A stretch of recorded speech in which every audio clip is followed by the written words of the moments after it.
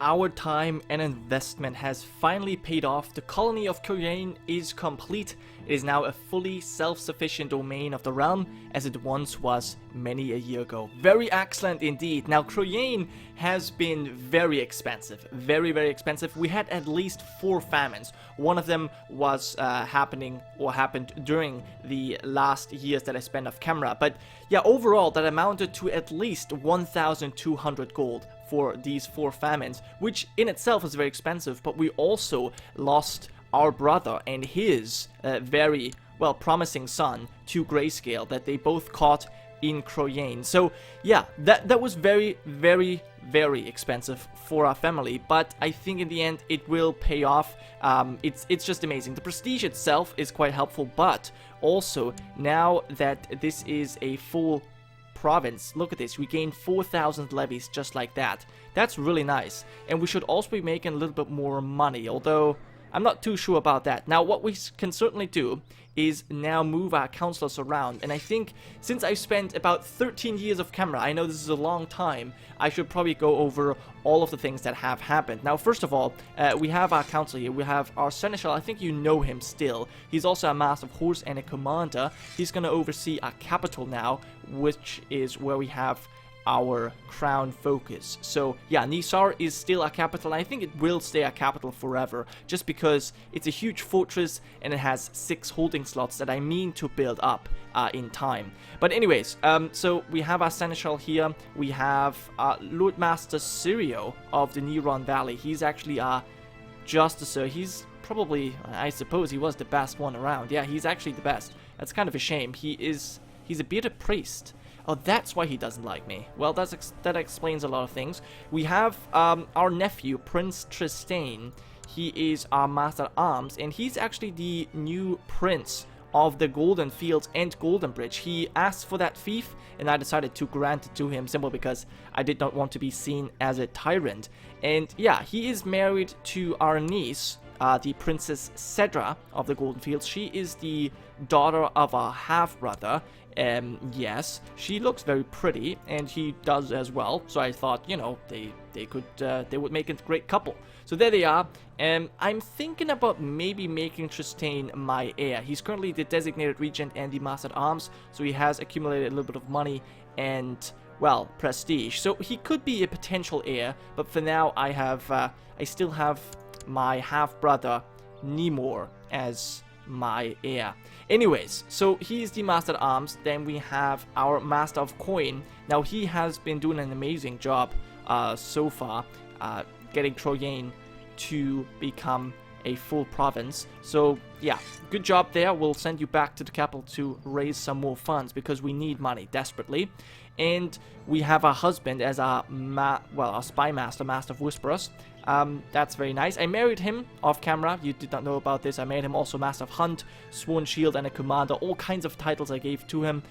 Basically just because he was quick. But as you can see, this is a regular marriage because at the time we married, we were already 46. So there's no more kids. We're also known as the Chaste because, well, that's what we are. We only had, well, one son who died stillborn, and then an incestuous bastard with our brother Garen. So yeah, we only had sex once, and it was our brother who managed to get into our pants. But anyways, so yeah, other than that, we did not really have a whole lot of intercourse. That's okay. We don't need to. We basically spent the last 13 years just building up the realm. That's it. Building up money. As I said, we had another famine. We had to repay the loan to the Iron Bank. So that's about 550 gold that went away. And then I had some dowries because it was marrying off some of my daughters and sisters and nieces.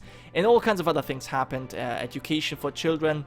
And yeah, we had an 8-year winter. And that was costing quite a lot as well. So therefore I decided to cut all of this out. But I've already shown you the council. I guess we could also check out the minor titles. My nephew, the designated regent, we have the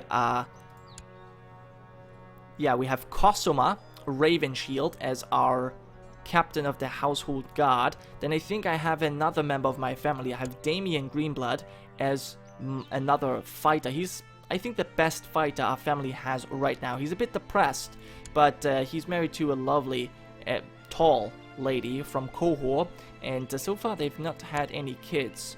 Well, hopefully that's going to change. He's a bit lazy, but also ambitious, so we'll see how he turns out. Other than that, we have no court Chester at the moment. We have some minor titles given out, not too important, I think. Yeah, that's fine. So, basically, I guess we could have a look at our council again, because other than the positions that you can see here, right, we obviously have the court physician position, and the wife of our brother. She was our former rival. She was a rival for a long time, but we eventually stopped being rivals, which I'm actually quite happy about. And now she is our court physician. Now, other than these positions, we also have a master of ships, now that we are a kingdom, and we also have an advisor. And I think master of ships is someone who's married to my niece. No, I didn't arrange that marriage, but she's pregnant. That was my sister who did this. Alright, that's fine. We have one of my nephews. He's a commander of the Night's Watch. Interesting. We have a very extended family now. So, yeah, there's that. We have Delon. She is an imbecile, and she's married to the ugly guy. That was also not my doing. Alright. Well, yeah, as I said, we have a very extended family. 25 members, and I don't really know what's going on. So many castles under our control, under our family's control. I'm really just taking care of the people that I think are worthy. Two I wanted to show you. First one is Rickar's Greenblood. He's a genius, so I think he's going to be, well, he will be an heir. He will be the ruler of the Rhoynar at some point, I think. He is the son of my niece. And then we also have Damien. I've shown you before, he's a best fighter. So I thought those two are a little bit more important. The rest I'm not going to keep track of. But as for families, we also have the Raven Shields here. Look at this, Serenade Raven Shield. She's 60 years old almost, but she's been favored by R'hllor, which is giving her a little bit of a longer life. So good for her, but now that she's on firm, I'm not sure for how long she will stay alive. We'll see. And then also we have the Sphinxes in Planky Town. Let me quickly show you. Alaraz actually died. If I could find him, there he is. He died of severe stress, and now we have Lady Mary of Planky Town. She still has a dragon egg, but here's a problem. Her two kids are not of her dynasty. She was married off to some random person. So right now, if things stay the way they are, if she does not get pregnant, and it looks very, I mean, she might not get pregnant actually, their family could lose their seat. That'd be quite terrible. And they would probably also lose their dragon egg. I'm not too sure about that. So we'll have to see. Perhaps she's going to get pregnant. She is lustful after all. So we'll have to see how things turn out. How many oh, she's the last remaining member of her family. Okay. We'll certainly hope that she will get pregnant. But yeah, they are actually doing quite well. They won a war against their overlords, and they've reinstalled the Martells, at least as rulers of the Broken Arm. They do not control Sunspear. That is now held by the Jordanes, the new lords or ladies paramount of Dawn. And currently there is a big civil war going on the Iron Throne. We have the Baratheon King fighting the Reach, the Stormlands, the Iron Islands, the North, the Vale, the Westerlands, and the Trident. Basically, and Dawn. So basically, every one of their lords paramount at the same time for council power. So he is gonna get absolutely defeated. Like, there's no chance he can win this with his 10,000 men and his old Targaryen queen. Oh, I did not know that he had a Targaryen queen. Oh, interesting. And Princess Brienne, she's married to the Lord of the Vale. Oh, that's really interesting. I didn't even know that. So yeah, the Targaryens, they have sharp point. They are still around. They're just no longer kings, but they definitely have a strong claim. So we'll see how things turn out there. My sister is in hiding. Oh no, she's no longer in hiding. Yeah, she's been going into hiding and out of hiding several times now. It's a bit strange, but I'll just let her do whatever she wants. Actually, you know what? I think we currently have someone improve relations with her. I think that's no longer necessary. I'm actually going to send our Justicer over to improve relations here. That's probably the best. Yeah, he needs to like us. Now, here's a weird thing. He apparently has a wrong government type. Or we have the wrong government type, so that's a -20. But he doesn't hold the city. He holds the actual castle. That's the top holding. So that's kind of what's weird. This is the city, but he doesn't hold that city. That's someone completely different. This guy's the master, and this guy's the lord master. This should not be a city. It's very strange, but yeah. Unfortunately, we have a bad opinion of him. Well, whatever. Now, we're currently spying on Magister Jaqen because I mean to go to war with Qohor because we have a very nice casus belli, Liberation of Qohor. Basically, what this means is we can abolish slavery and we can take all the provinces of Qohor, all the provinces we occupy, and we'll also become the new Magister of Qohor, and that's going to be really nice because this guy is making a lot of money, much more than we are. Look at this, 33 is what he's making. We make 7, and we're the same. You know, he's just a king tier ruler, yeah, just like we are. So that's kind of insane that he's making so much more money. Of course, it's due to the fact that this guy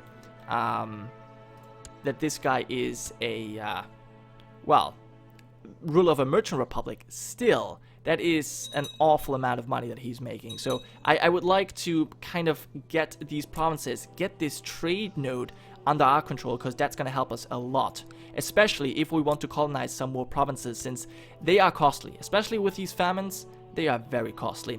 The problem we have is, despite finishing the mission to well, oh come on, now my husband wants a fief. Well, I think I'm gonna deny that title. We were charitable before, but we lost that trait, so I think we'll not do that. We will not give him a title. No, he might be angry with me, but I don't want to give him a title. It's just that Rhoyne and Nisar will forever stay under our control. I'm pretty sure about that. Anyways, as I was saying, I certainly want to take over Qohor, and I'm spying on him so that I potentially have the chance to kidnap him, because if we do that, we can win relatively easily. At the moment, though, this guy has 12,000 men, and we have actually slightly more. The problem is, we cannot afford, since most of these troops are our personal domain, we cannot afford to raise these troops very long, and he has so much money, he could easily just spam mercenaries, and that's something we cannot do. And therefore he would probably win. So I would like to wait until I can maybe kidnap him, and then we could just declare the war and win it immediately. That'd be perfect. But anyways, there's going to be a wedding between, yeah, the imbecile and the ugly one. We'll of course travel there and check it out.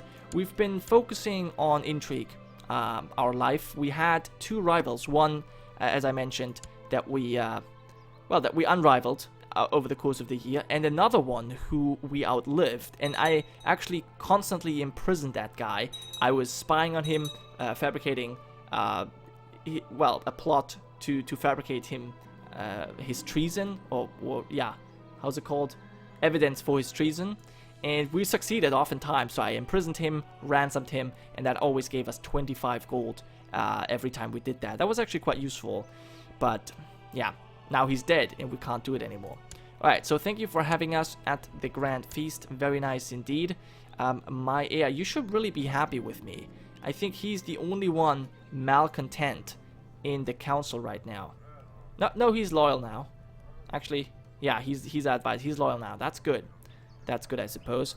But he was malcontent for a time. I'm not entirely sure why he was. He should be very happy. Anyway, so I left him as our heir. He is still married to Daki, but they have not had too many kids. Nemor, it's turning out alright, but not particularly great either. Okay, and now Magister Jaqen of Qohor has died. Alright, so we can no longer spy on him. Now we have Mistress Taganaria. Okay, so she has definitely significantly less men. And she also has less troops, less money. Okay, you know what? I think this might be the time. Yes, I think this is the time to strike. I wanted to wait for this. They're now much weaker. They have much less money. I think it's time. Liberate Qohor, which means we're going to take all of the Qohoric lands, plus these lands over here as well. And now that Rhoyne is no longer a colony, I think this is the time. Yep, alright, let's do it. Do you have... Okay, hold on. Do you have any pacts? No. Alright. Let's go ahead and strike. They should not be able to survive this. Declare the liberation of Qohor. There we are. We'll liberate the poor slaves. And we'll raise all of our men. But here you will see how much our money is going to tank. Our income. It's just insane. Because we have so many troops that we have to pay. It's incredible. Anyway, we apparently... Okay, we are sieging... We don't have enough men to siege the trade post. That's interesting. And I certainly don't want to leave a lead man myself, because I don't want to get captured or anything. We're going to stay behind in Nisar, behind our thick walls and 10,000 men in the garrison. I think that's probably the best course of action. Alright, and we'll have a main host kind of gather in Saroy. Yeah, that's probably the best idea. And King Marion has usurped or revoked the title. Alright, that's fine by me. But, let's see, who do we have as commanders? Well, I guess I can find out here. We have our half-brother, our heir. We have Damien. We have ourselves, we have Garen, and Mora. Alright. Well, you're a Lightfoot leader. Everyone is a Lightfoot leader. Except for you, you're aspiring. Okay. Well, I guess you two are gonna lead our forces then. That's pretty clear. Alright, so this... I might give to Garen. Yeah, I'll give Garen command over these 1,600 men here in the south. And then our main host is going to be led by our heir and others as well. Okay, what's going on here? Who has converted? A captain of the household guard. We can demand... Well, let's actually try that. If she was to convert to the Rhoynar religion, that'd be amazing. Okay, we're still having our feast here. Yes, it's winding down though, so that's very nice. Only the bedding remains. And she did not... Did she? She did not convert. Alright, well that's too bad. At least she still likes us somewhat. Anyway, the wedding's over. That is a perfect timing because now we are at war. Alright, Nemor, you're leading the troops, but Damien, I want you to lead another flank too. And we'll march on to Qohor. And you guys, you can just all meet up there, that's fine. Alright, let's get you together. And have you sieged the temple. So I think we can move on to Norsalis. There should no longer be any chance of catching Grayscale here in Qohor. At least, I hope so. I don't really want to risk it, but I think with getting rid of the colony modifier, this should now no longer happen. But I guess at some point I might try it. I mean, we're old enough. I guess I could try it, but I don't want to risk it. I don't want to risk anything. Yeah, and there you can see how much money we have to pay. 20 gold, and that is just, or most of this is just from our own personal domain. I have not yet raised any mercenaries. So, yeah, you can see how expensive this war is. So I'm glad that I waited. That was certainly a good idea. And you have already taken a loan. Perfect. I think we are going to be able to liberate Qohor, and that will be nice. Now, one last thing I want to mention, because I forgot to say that the Night's Watch has been taken over by this guy at some point. Actually, no, his father, the High Chief Arnulf the Handsome. He was actually slain by Willow Talltalker. Interesting. Anyway, so he at one point had the wall under his control, but somehow it got retaken. Not too sure how, but that was just something that I wanted to mention. He was not even a king beyond the wall and managed to take it. Pretty impressive. But yeah, we will do this one last thing. Order them seized. Do I care? Well, sure, why not? Because, no, actually, my Master of Coin, no, I will accept their marriage. Yes, that's fine. Because he's been doing a good job, so that's fine. Anyways, I will end this episode for now. So we started our war with Qohor. It's looking pretty good so far, so I'm quite confident that we can take it over. And once we've done that, we're going to be much more powerful. Anyways, I want to thank you guys so much for watching. I hope you have enjoyed, and I'll see you next time.